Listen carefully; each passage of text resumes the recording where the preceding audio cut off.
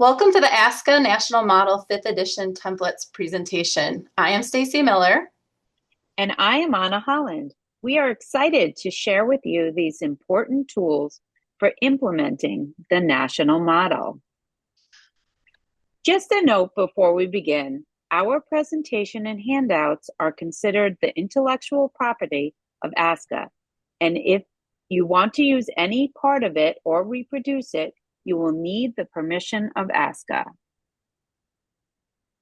During this session, we will review the purpose of the templates and give a brief overview of each of the ASCA 5th edition templates. Our learning objectives for today are that you will walk away understanding the purpose and best practice in using the templates and how they support the school counseling program with implementation of the national model. So why do we use the templates as part of our implementation? Well, they help us with a consistent and efficient approach. They provide a structure that saves time and reduces error. They act as a guide to support the implementation of the ASCA national model. In essence, they're our friend in our process. Understanding and using your school's data is critical to provide an effective counseling program. If you have been working with the 4th edition, you are probably familiar with looking at the data priorities that connect with your school's goals.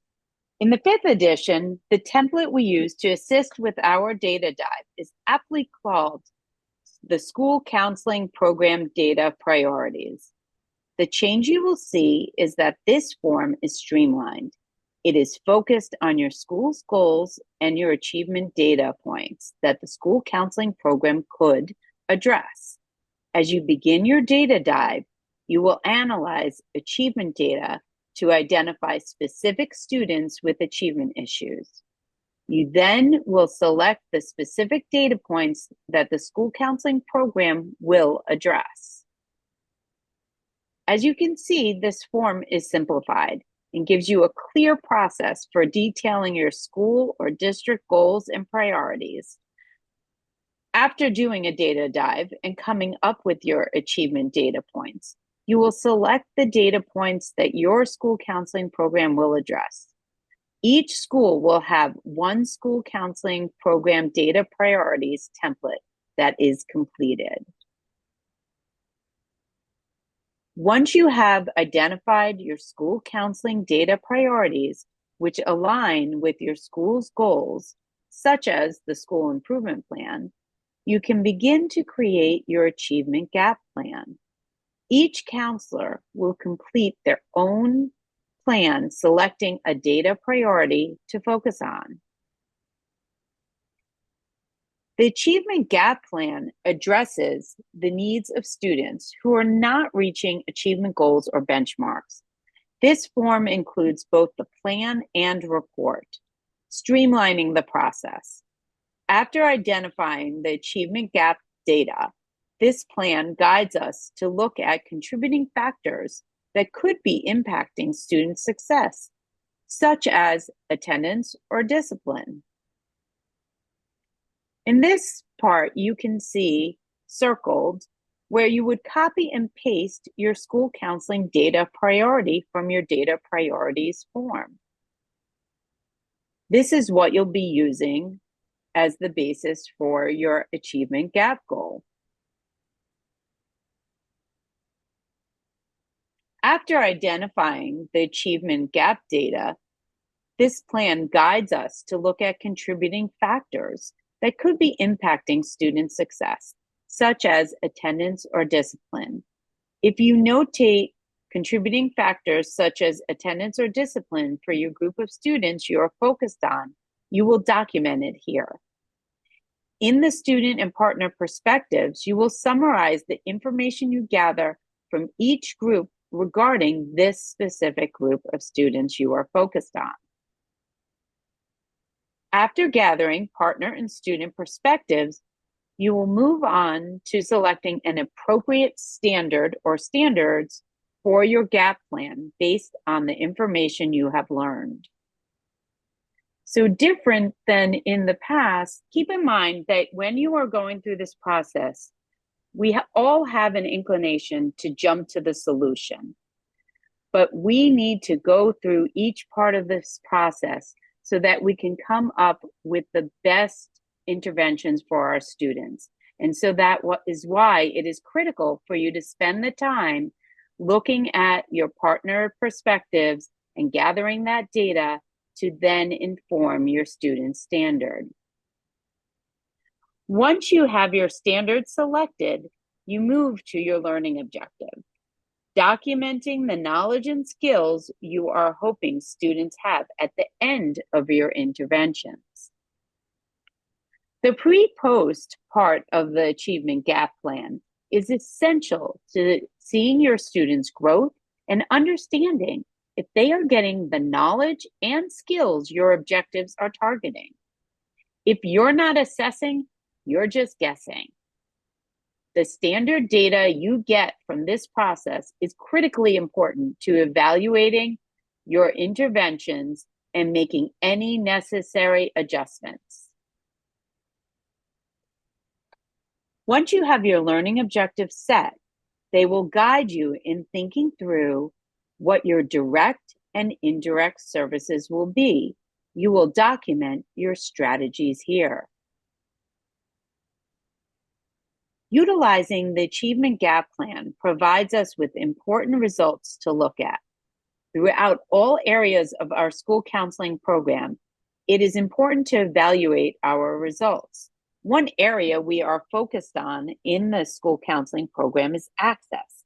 Access for every student in our school to the school counseling program, and access to opportunities outside of the school counseling program that support students' success. We engage all students through Tier 1 school counseling activities and provide interventions to students who have Tier 2 needs. We measure access through the participation data. For life readiness results, we ensure students have the knowledge and skills needed for success in school and beyond. The school counseling program enhances each student's mindsets and behaviors for life readiness by aligning with the ASCA student standards. This is measured through the student standards data. Students' academic success is measured through the academic achievement data. Once you have completed your interventions with your group of students you are targeting and have post-assessed them, you will be ready to complete the Achievement Gap Data Report. Just a reminder, this is all one form. So now you've completed your plan, you've completed your interventions, and now you'll be working on your data report. This section captures the results of your work. You will indicate the participants showing the access results. You will create a graph with your pre and post data and paste it into the form to show an at-a-glance view of your standards data results. And you will also be including the standards that you are addressing. Once you have your final data on the achievement results, you will create the academic data results graph, which will include your baseline and final data. And if you were capturing contributing factor data, such as attendance or discipline, you would insert the graph in this section. At the end of the Achievement Gap Plan and Data Report, you'll find an optional data organizer that you can use to capture your participation, standards, and achievement data. This is a great tool for helping to capture all of your results, as well as your contributing factor data. Our programs focus on the standards and the knowledge and skills students need to be successful. The standards serve as an anchor that help us decide what belongs in our school counseling program.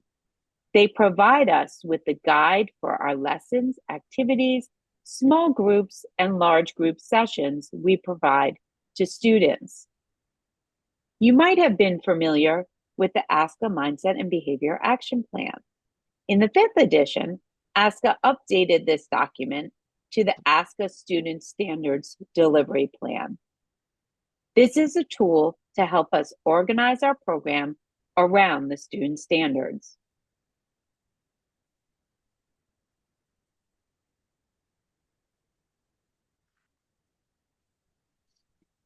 The Standards Delivery Plan has more focused language and clearer expectations. There is one delivery plan per school counseling program. This plan is used to document your program's delivery efficiently and aligned with the ASCA student standards. You will include both your Tier 1 and Tier 2 activities in your plan.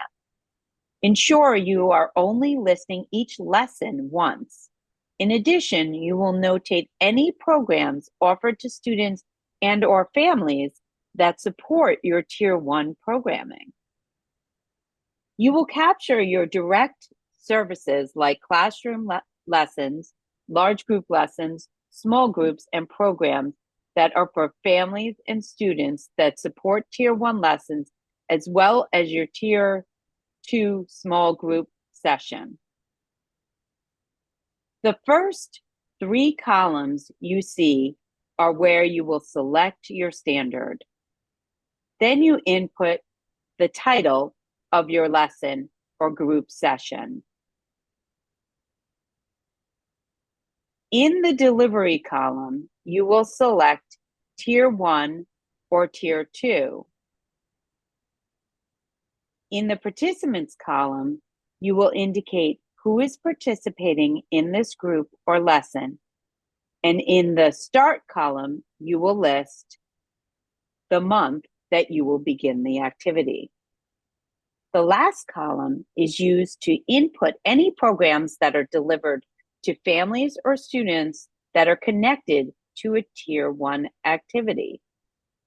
For example, you might deliver an 8th grade career exploration lesson, and you also provide a career day event for those students.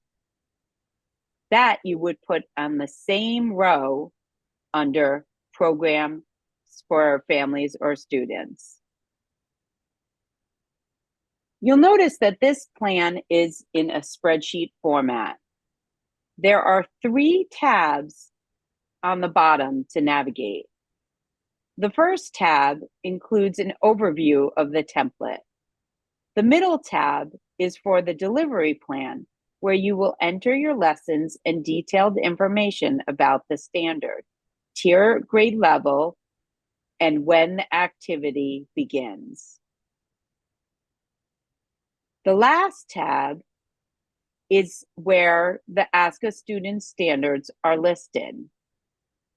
When you are inputting the standards, tiers, and start month, you will notice there is a little arrow that has a drop down to select from.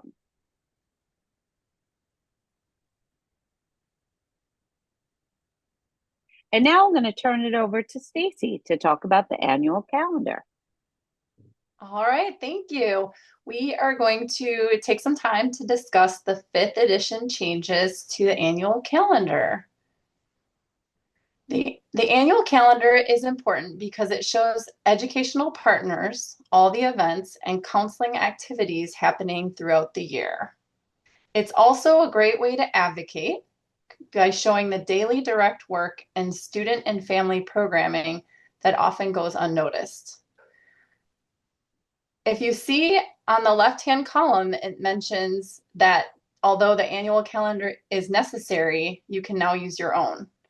So that is a change in the 5th edition, that ASCA will no longer provide a template, but it still is very necessary that schools still have an annual calendar. And this is a result of most schools already have their own, and it was extra work by them moving the information over to a template.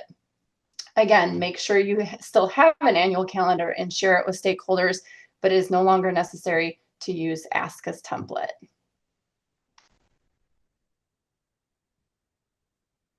All right, we are going to now discuss the template designed for the School Counseling Advisory Council. The Advisory Council is a meeting of educational partners where feedback and recommendations about the school counseling program are shared. It's a great opportunity to advocate by highlighting the work being done to help students succeed. The School Counseling Advisory Council templates will help the counselor focus on important discussion topics. There are separate templates for the fall as well as the spring meetings, since each should be covering different topics. This is also where the mission and vision alignment is discussed. And this will be a change to the 5th edition. During the first semester agenda, the counselor will provide the school and/or district mission and vision. This is also an opportunity that the school counselor can show how the counseling program is aligned with the school's and district's mission and vision. So this change means the counseling department no longer has to create their own mission and vision, just that they take time to show how their work is aligned with the mission and vision of the schools and/or districts. Here's an example of the second semester advisory council meeting. If you notice, it provides educational partners an opportunity to review and discuss the outcomes of the achievement gap plan, lessons, and small group interventions. Additionally, this meeting will serve as a forum to address feedback and introduce any other relevant topics stakeholders wish to discuss.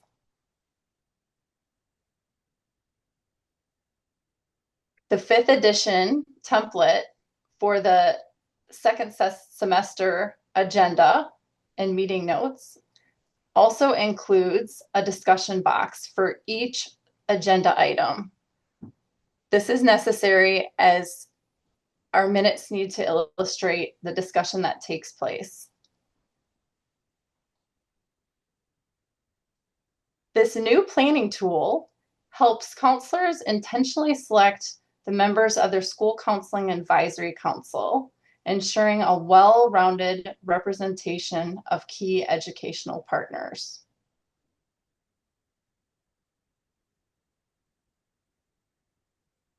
Now moving on to the annual administrative conference, which is that yearly meeting between the counselor and their administrator.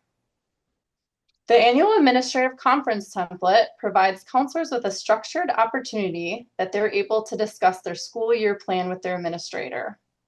Key discussion areas will include their achievement gap plan, which replaces what their student outcome goal was, their use of time, what professional development they'll partake in, as well as other counselor responsibilities. Each year, every counselor will complete this document, which will guide their conference with their administration. It includes basic information such as their counselor's name, school, along with the notation of other documents that they will be sharing.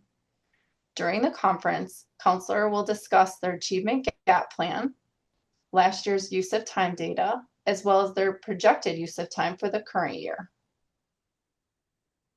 The document also outlines their counselor to student ratios and caseloads, advisory council meeting dates, and those educational partners who will be serving on the committee. Additionally, counselors will report on their professional development activities, committee involvement, presentations planned for the year. This process helps ensure that any planned absences are communicated in advance.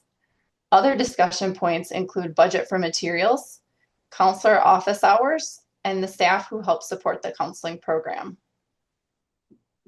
The counselor and principal each sign on the last page indicating the first day of the school and when the conference took place. This is important as the conference should take place within the first 2 months of the school year. A new feature of the document is the inclusion of meeting minutes, which are added to the page and shared with administration once completed.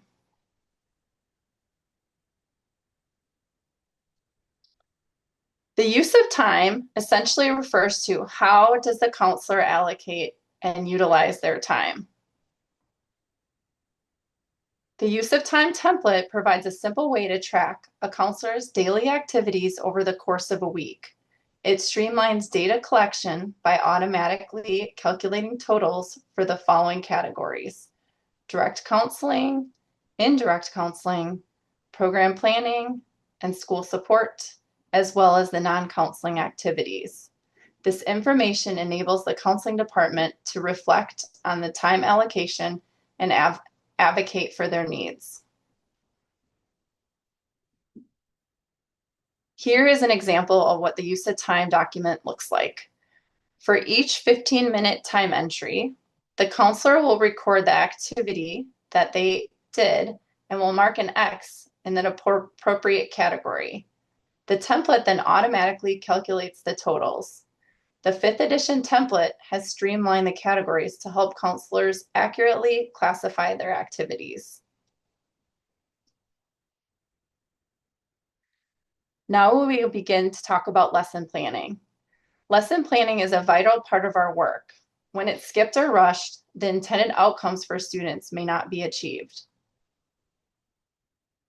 Taking the time to plan lessons using these templates ensures intentionality in who is being served, as well as what is being taught and how it's delivered.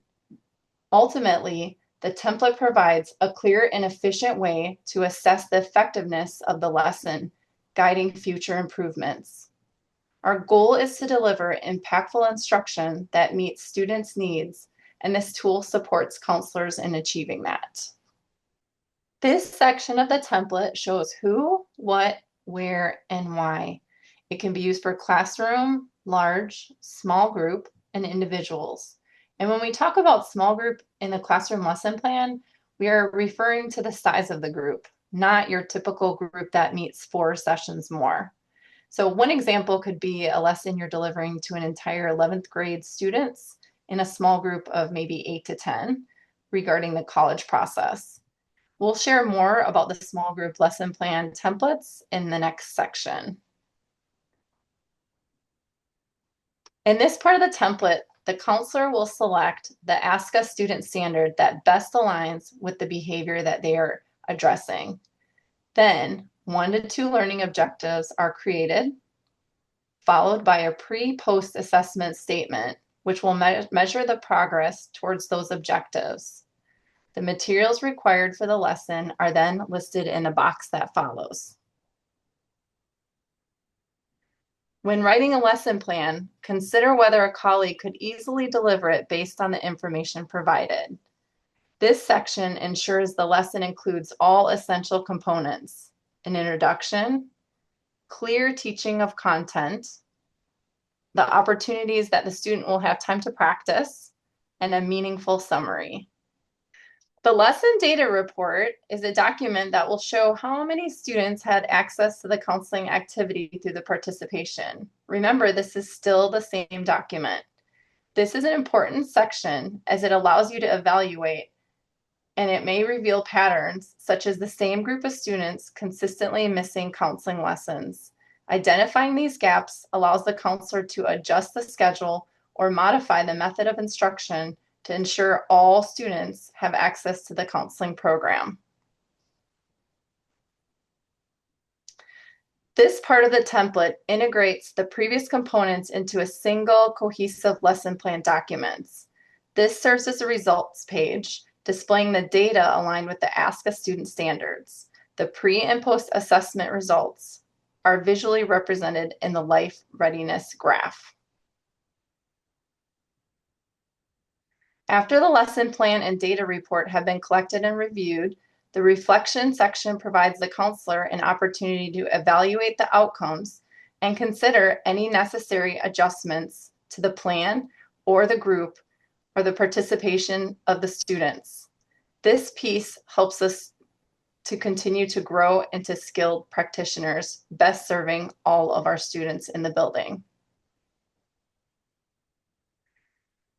This template is an optional template that goes with the lesson plan and data report. Again, it's optional. For those of you who like to keep your data all in one place and like to be organized, this is a helpful tool. The information will still be displayed in your graph, even if you're not choosing to use this, but this document helps you conveniently store and manage your data in a single location, making it easier when you create your graphs. All right, and we are going to turn this next section over back to Anna. Thanks, Stacy. So new in the 5th edition of the ASCA National Model is a small group lesson planning template to assist with the organization of your small group sessions and instruction. The small group lesson plan and data report provide you with steps to create effective small group lessons. You will document the number of sessions as well as your purpose for running the group.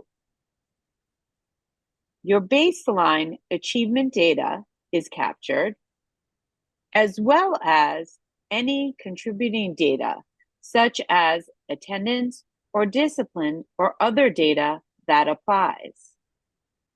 The small group lesson plan guides you through selecting your standard creating learning objectives, along with the assessment statements you will use. It conveniently has all sessions in one form to help you with planning and organizing your group lessons. In each session, you will describe the teaching content as well as how students will practice that content. The small group data report is conveniently on the same template as the plan, similar to the classroom lesson plan. The small groups data report shows how many students had access to the counseling activity through the participation data and what life readiness skills they learned through the student standards. Additionally, the small group data report shows the impact our counseling activities had on the achievement success of our targeted group of students, identified in the small group lesson plan, as well as any applicable contributing factors. This is captured in easy to understand graphs. ASCA also provides an optional data organizer as a resource to help you complete the small group lesson data report. We encourage you to use this resource when implementing the model. There is also an organizer to capture any applicable contributing factor data.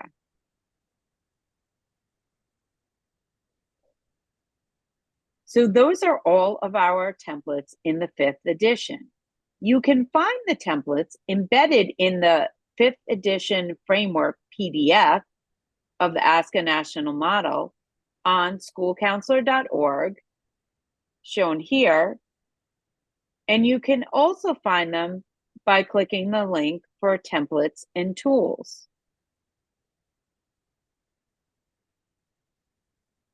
And I'm going to turn it over to Stacy to wrap us up. All right, thank you. These are some of the resources that were used and referenced in this presentation. We highly recommend the ASCA National Model books, as well as the phase implementation guide to help you with your comprehensive counseling program. The other components that are available online include the ASCA U Flash, which offers quick, informative videos, which will serve as excellent tools, as well as ASCA On Air, which provides webinars with a lot of different topics. And now time for our key takeaways. Keep in mind that these templates are here to help you work smarter, not harder. The templates enable us to be intentional and develop plans that effectively serve all of our students. That's why we do what we do. We hope after attending, you leave feeling confident and at ease with the 5th edition templates and you'll be ready to use them to support your students in your counseling program. Thank you so much.